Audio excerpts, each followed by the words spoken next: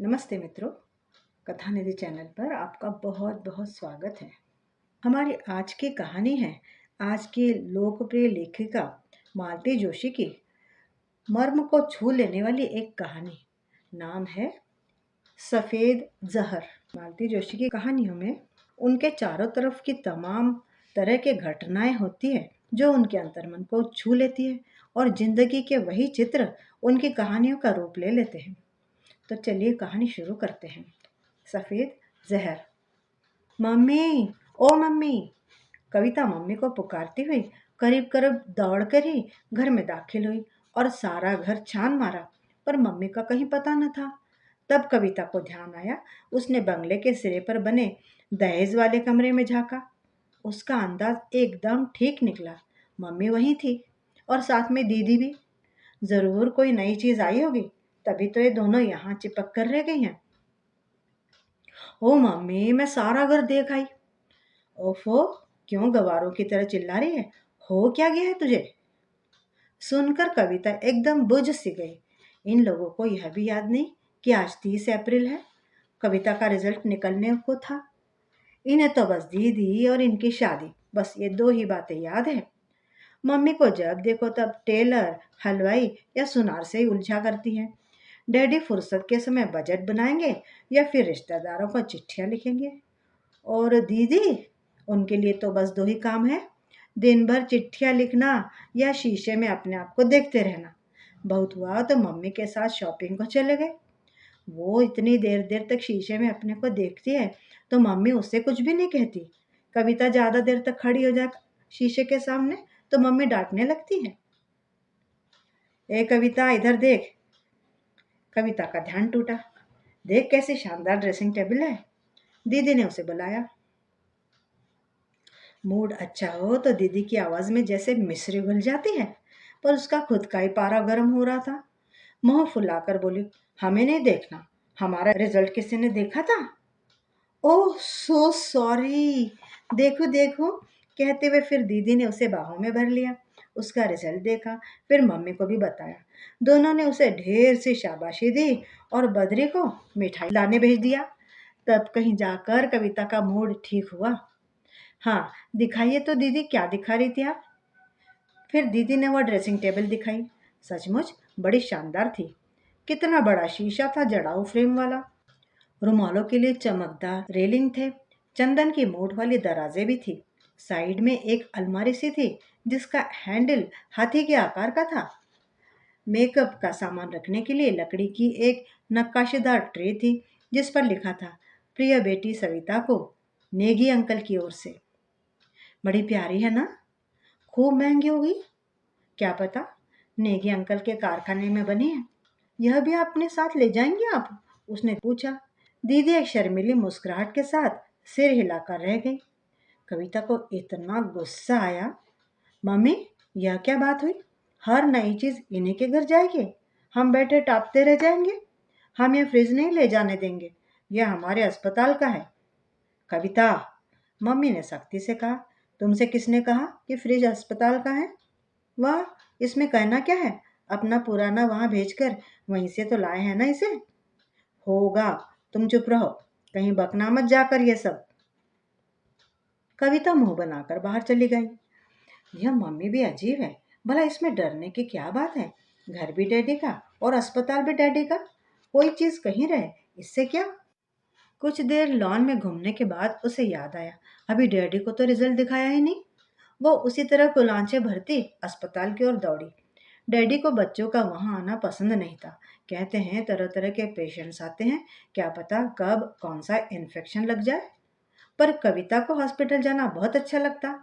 Civil surgeon की बेटी होने के कारण जो मान सम्मान वहां उसे मिलता, उससे उसका जी खुश हो जाता। और भी एक आकर्षण था, दीपा दीदी। दीपा दीदी उसकी दीदी के साथ हाई स्कूल में पढ़ती थी। तब वह अक्सर घर पर आया करती थी। दीदी कई विषयों में कमजोर थी। दीपा दीदी उन्हें पढ़ाई में मदद कर दिया करती थी। मास्टर जी आते सो तो अलग ही। नन्ही कविता को तब से ही दीपा दीदी अच्छी लगती थी। वह दीदी की तरह कॉलेज नहीं गई, सिस्टर बनकर अस्पताल में आ गई। कविता से टूटी हुई दोस्ती फिर से गाढ़ी हो चली थी उसकी। स्कूल की, घर की, सहेलियों की, सारी बातें उन्हें बताए बिना कविता को चैन नहीं आता था। फिर आज तो रिजल्ट का दिन था। कविता जैसे ही अस्पताल के अहाते में दाखिल हुई, दरबान अजय बहादुर ने उसे एक सलाम ठोका। मैटरनिटी की ओर जाते हुए डॉक्टर मिस कोहली ने सिर पर हाथ फेरकर प्यार जताया। सीढ़ियों पर डॉक्टर देशपांडे ने हेलो बेबी कहकर विश किया। स्टूल पर ऊँघता हुआ इंदर सिंह उसे देखकर हड़बड़ाकर उठ खड़ा हुआ। कविता को बड़ा मजा आया, हंसी भी आ गई। बरामदे में दोनों ओर बेंच पर बैठी हुई मरीजों की कतार पर एक तुच्छतापूर्ण दृष्टि डालती हुई वह अपने डैडी के कमरे में घुस गई। डैडी अकेले नहीं थे अंदर, दीपा दीदी भी कमरे में थी।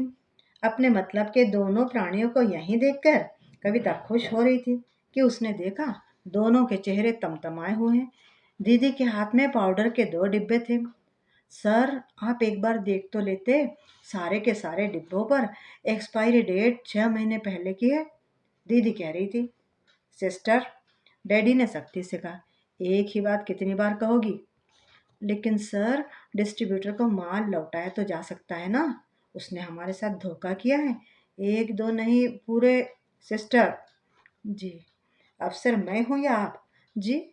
डॉक्टर मैं हूँ या आप? जी। क्या आप मुझसे ज़्यादा जानकार हैं? फिर क्यों हर बात में दखल देती हैं? जाइए, जाकर अपना काम देखिए, मेरे पास आपकी बकवास सुनने के लिए समय नहीं है। बेचारी दीपा दीदी डांट खाकर रोनी से सूरत बनाकर वहां से चली गई। अब जाकर डैडी ने उसे देखा। यहाँ क्या हो रहा है? उन्होंने उसी सख्त लहजे में पूछा, मानो वह कविता न होकर दीपा दीदी हो। जी जी, वो रिजल्ट। तो क्या मेरे घर आने तक सब्र नहीं हो सकता था तुझे? 1000 बार मना किया है कि यहाँ मत आया कर। चलो भागो यहाँ से। अपमान से कविता का चेहरा लाल हो गया। कमरे से बाहर तो निकल आई, पर फ्रंट गेट से आने की हिम्मत नहीं पड़ी। इतने सारे लोगों के सामने से वह नहीं जा सकती थी। जरूर सबने डैडी की डांटने वाली आवाज सुन ली होगी। उसने बैक साइड से जाना चाहा। ऑपरेशन थिएटर के सामने से गुजरते हुए उसे दीपा दीदी का तेज स्वर सुनाई दिया। लेकिन यह तो सरासर लोगों की जी जान से खेलना हुआ। लोग बेचारे कितने विश्वास से हमारे पास आते हैं। तुम क्यों अपना खून जलाती हो सिस्टर? इमाम अली ड्रेसर कह रहा था। यहाँ गरीब खाने में जो लोग तुम्हारा दिया दूध और खाना लेते हैं, वे सड़ा भूसा सब हजम कर लेते हैं, किसी को शिकायत नहीं होगी। ऐसे ही होते तो खरीद कर नहीं खाते। और फिर हमारी बकवास से फायदा क्या है? यह आवाज घनश्याम कंपाउंडर की थी। डिस्ट्रीब्यूटर बड़े साहब के दामाद के लिए हीरे की अंगूठी लाया है, हम पीतल का छल्ला भी नहीं बनवा सकते। हीरे की अंगूठी? घर जाते हुए कविता के दिमाग में यही बात थी। अभी कुछ दिन पहले इसी हीरे की अंगूठी के लिए मम्मी डैडी में झड़प हो गई थी। फिर मम्मी ने कुट्टी कर ली थी डैडी से, बच्चों की तरह। पूरे 5 दिन के बाद जाकर डैडी से बात की थी। वह हीरे की अंगूठी कविता ने भी देखी थी। सचमुच बड़ी प्यारी थी।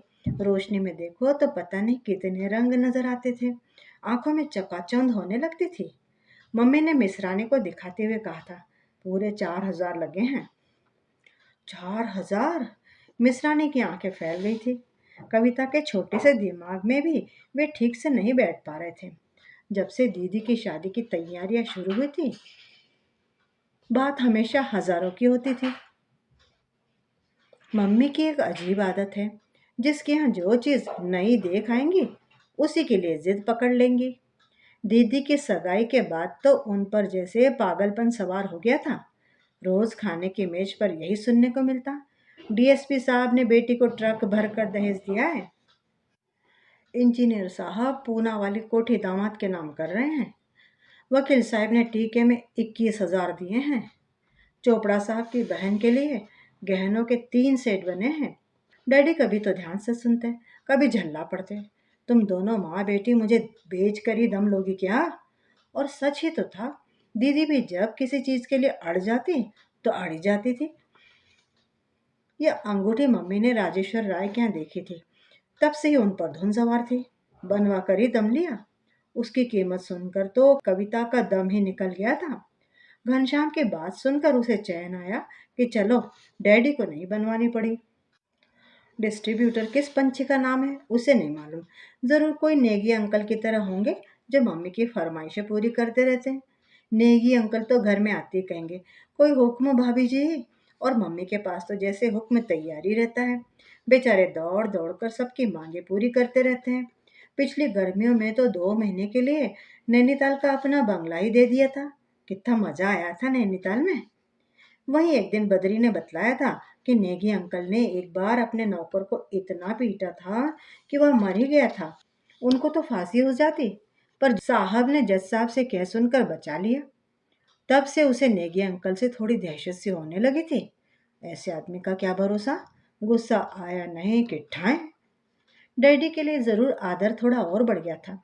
इतने बड़े जज साहब को मना लेना कोई मामूली बात है क्या। इतने बड़े डॉक्टर हैं, इसीलिए तो सब लोग इतना आदर करते हैं। मरीजों की भीड़ उनके कमरे के पास लगी रहती है। तभी उसकी आंखों में अभी का दृश्य घूम गया। बड़ी हैरानी हुई। इतने बड़े डॉक्टर होने पर भी डैडी क्या एक्सपायरी डेट का मतलब नहीं समझते। दीपा दीदी सिस्टर होकर भी इस बात को समझती है। इतनी छोटी सी कविता, पर वह भी इस शब्द से अनजान नहीं है। उसने मम्मी को टॉनिक की बीसी और शीशियां नाली में उलटते देखा है। नीलम आंटी भी जब जब पिंकी के लिए अमूल खरीदती हैं, डिब्बा उलटकर तारीख जरूर देख लेती है। एक बार तो उन्होंने कम्प्लान का पूरा डिब्बा ही फेंक दिया था। या शायद इमाम अली की बात ही ठीक हो। अस्पताल में आने वाले देहाती मरीजों पर इसका असर नहीं होता हो एक्सपायरी डेट का। जो भी हो, वह घर जाते ही मम्मी से कहेगी, अब से गुलाब जामुन आइसक्रीम जो भी बनाए डिब्बे के दूध से ना बनाए। अस्पताल में पूरा का पूरा स्टॉक खराब आया है, कौन अपनी जान जोखिम में डाले। लेकिन घर पहुंचकर इन सब बातों का कविता को होश ही न रहा। भैया हॉस्टल से आ गया था। उसने कविता के लिए बाल पॉकेट बुक्स का एक सेट ही खरीद कर लाया था। वे रंगीन पुस्तकें उसे कल्पना लॉक की सैर कराने के लिए उत्सुक थी। वर्तमान उनके सामने एकदम फीका सा लग रहा था। 3-4 दिन बाद कार्ड्स छपकर आ गए। भैया खूबसूरत अक्षरों में सब पर नाम पते लिखने में व्यस्त हो गया। कविता का काम था कार्ड्स को अलग अलग ग्रुपों में बांटना, लिस्ट से नाम पढ़ना, हर लिखे हुए नाम के आगे राइट का चिन्ह लगाना। 2 तरह के कार्ड्स थे। हिंदी वाले एकदम ही सादे थे, वे हॉस्पिटल के स्टाफ और छोटे मोटे लोगों के लिए थे। अंग्रेजी वाले कार्ड्स खूब बड़े और मखमली थे। बड़े बड़े ऑफिसर्स और दीदी की सहेलियों की यहाँ उन्हें तो भेजा जाना था। कविता ने दीदी की लिस्ट को बार बार पढ़ा। दीपा दीदी का तो कहीं नाम ही नहीं था। उसने दीदी को याद दिलाना चाहा तो वह लापरवाही से बोली, स्टाफ वाले लिस्ट में उसका नाम है तो। कविता को इतना बुरा लगा। वाह साहब, ये कोई बात हुई। स्टाफ से पहले वो आपकी सहेली भी तो है। पर उसने मुंह से कुछ नहीं कहा। एक बड़ा वाला कार्ड चुपचाप उठाकर रख लिया। फिर उस पर खूब जमा जमा कर दीपा दीदी का नाम लिखा और शाम को अस्पताल की ओर चल दी। न सही दीदी की, दीपा दीदी उसकी अपनी सहेली तो है ही। कार्ड तो देना ही था। साथ ही यह रिपोर्ट भी देनी थी कि शादी के लिए उसकी कैसी प्यारी प्यारी ड्रेसेस सिल रही हैं। दीपा दीदी उसकी बातों को बड़े ध्यान से सुनती थी और खुश भी होती थी। पर आउटडोर और इंडोर पूरा छान मारा, लेकिन उसका कहीं पता ही नहीं था। उसे वो भटकती देखकर सिस्टर लिसा ने पूछा, क्या बात है बेबी, किसको ढूंढ रहे हो। कंपाउंडर घनश्याम वहीं खड़ा था। बोला, उसका तो ट्रांसफर हो गया।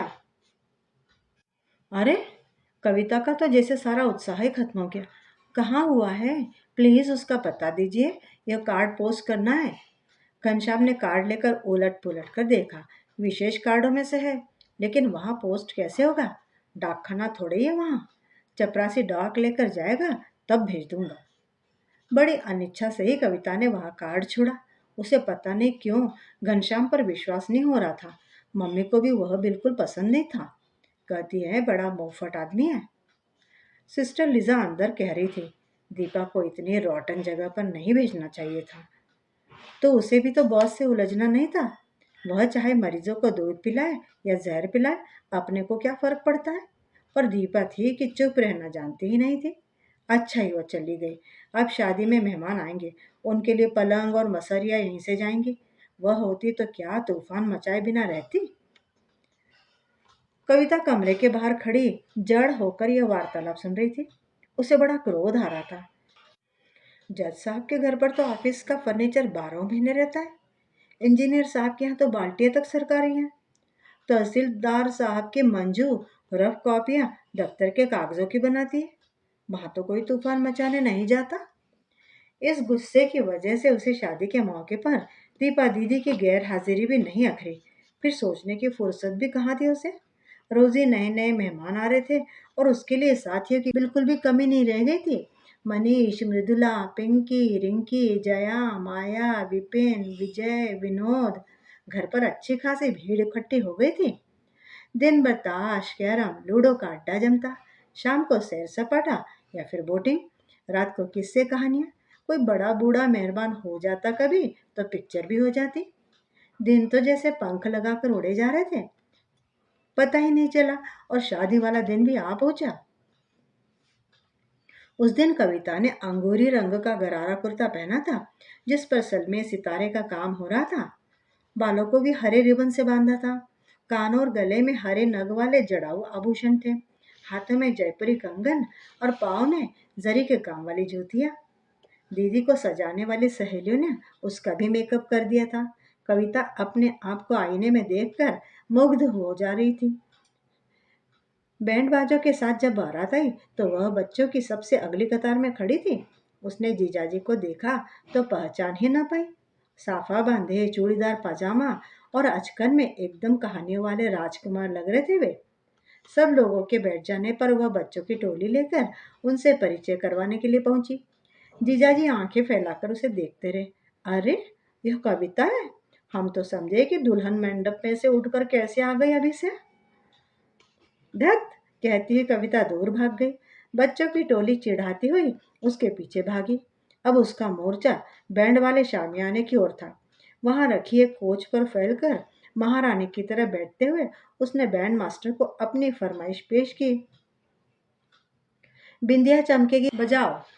मास्टर ने बड़ी अदा से सिर झुकाया और फिर एक हाथ का इशारा किया। सबने एक साथ गीत प्रारंभ किया। बच्चों को बड़ा मजा आया। एक के बाद एक फरमाइशें होने लगी। लहंगा पड़ेगा बड़ा महंगा, घर आया मेरा परदेसी, झुमका गिरा रे, छिप गए तारे। पर बच्चे बड़ी जल्दी ऊब गए। उधर दूसरे शामियानों में जलपान की तैयारियां हो रही थी। बच्चों को उसका आकर्षण जबरदस्त था। अकेली कविता ही उस संगीतमय वातावरण में बंदी से बैठी रही। मिठाइयाँ देखते देखते उसका तो जी भर गया था। गाने सुनते हुए उसे कब आंख लग गई पता ही न चला।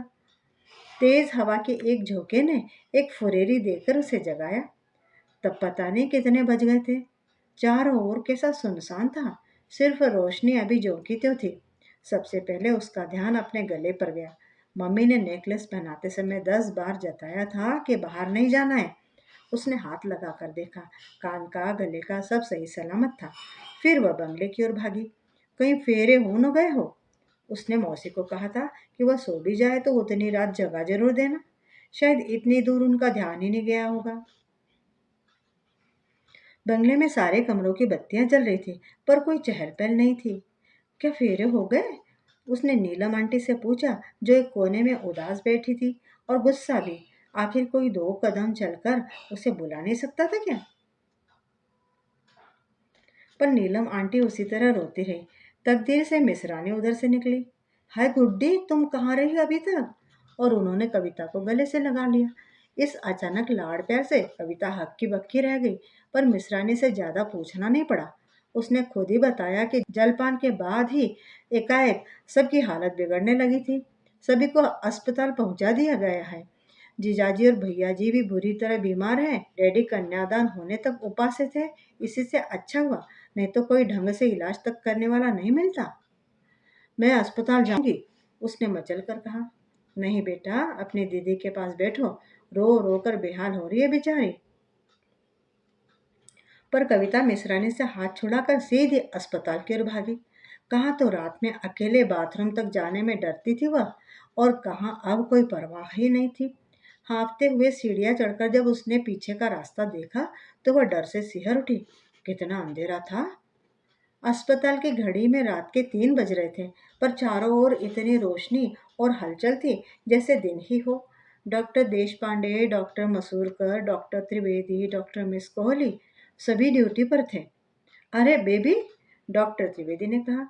भैया कहाँ हैं? डैडी कहाँ हैं? उसने रोते हुए कहा। डॉक्टर त्रिवेदी उसे पुचकारते हुए डैडी के पास ले गए। एक बड़े से वार्ड में चारों तरफ से घिरे बिस्तरों के बीच डैडी एक कुर्सी पर बैठे थे, जैसे नाइट ड्यूटी पर सिस्टर्स बैठा करती हैं। पलंग शायद सभी बारात वालों से घिरे थे, क्योंकि एक भी शक्ल पहचानने में नहीं आ रही थी। सिर्फ जीजा जी को ही वो जानती थी, पर उनका चेहरा भी कितना बदला हुआ लग रहा था। तभी मम्मी ने देखा, कोने वाले एक पलंग पर वह बैठी थी।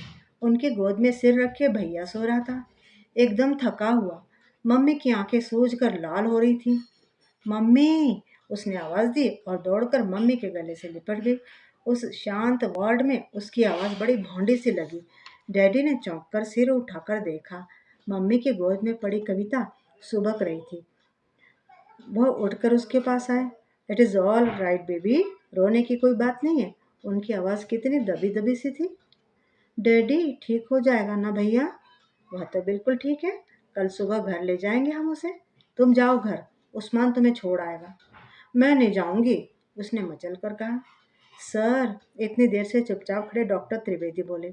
आप और भाई साहब थोड़ा आराम कर ले, मैं यहीं हूँ। अब खतरे की कोई बात भी नहीं है। डैडी तो मान गए, पर मम्मी हिलने को भी तैयार नहीं थी।